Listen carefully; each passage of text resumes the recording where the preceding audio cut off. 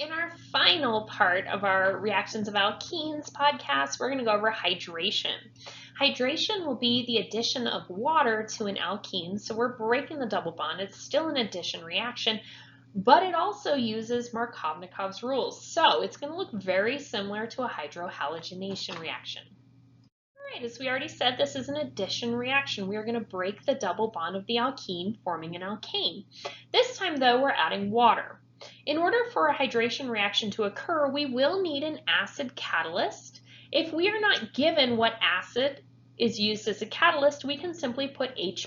That denotes an acid. Here you can see we're using sulfuric acid. So this is just two examples of how to denote it, whether you're told what the acid is or not. This will produce an alcohol. So this is our first reaction that produces another family. Markovnikov's rules will apply. So remember, you have to know which carbon you're adding the hydrogen to versus which carbon you're adding the OH to. So let's take a look at this reaction. It is an addition reaction. We're going to break that double bond. Now, look how I drew water. I think we told you in 1201, don't ever write H2 as HOH. Until now, I find it really helpful because that tells me that hydrogen is going to one carbon and an OH group is going to another. So I find it immensely helpful to draw it like this, and you're welcome to do that. All right. So in this case, we don't know how many hydrogens are on there, so we're not going to worry about Markovnikov's rule. We're going to assume it's symmetric. And we're going to add one hydrogen to the carbon involved in the double bond, and we're going to add an OH to the other carbon involved in the double bond. So we go from having an alkene to, well, this is now an alkane, but notice that we have a hydroxyl group on it. So we have formed an alcohol now. All right, I'm going to start by naming this. It's good practice as you're going along to try to name everything.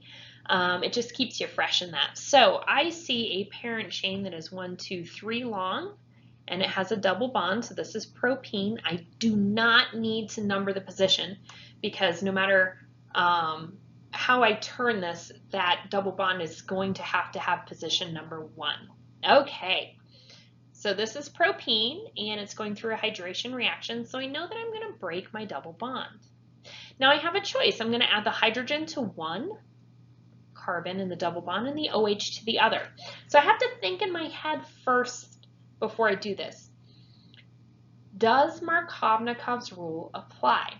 Is there a carbon in the double bond that has more hydrogens than the other? If not, doesn't matter, go for it. If it does, you have to put it on the correct carbon. So this first carbon has 1 hydrogen and the second carbon has 2. Markovnikov's rule tells me the rich get richer. So my hydrogen goes to the carbon that already has the most hydrogens. That means my hydroxyl group is going to go to the other carbon involved in the double bond. So let's write this out.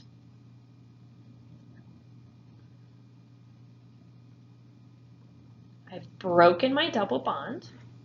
Okay, as I've drawn this carbon on the right already has the most hydrogens. He's going to get another hydrogen. That means the carbon that's in the center is going to get my hydroxyl group.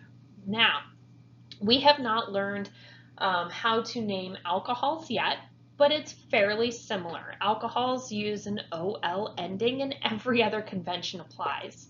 So let's see if we can just name this anyway. It is 3 carbons. So prop is our parent chain. So propanol is how we say alcohols, and that hydroxyl group is in the 2 position. You do not have to be able to name these yet, but I highly recommend once we learn how to name alcohols that you go back to these practice problems in your guided practice and you name the alcohols that you form. All right, real quick summary of all the reactions we went through in parts 1, 2, 3, and 4. Hydrogenation adds hydrogen, requires a catalyst. Halogenation adds a halogen, does not require a catalyst. Hydrohalogenation adds a hydrohalogen, no catalyst, whereas hydration adds water and requires an acid catalyst. Start filling out your reactions organizer. It's going to be invaluable to you for studying for your Unit 1 exam, and it's also going to help organize you so you can see what reactions came up in what units.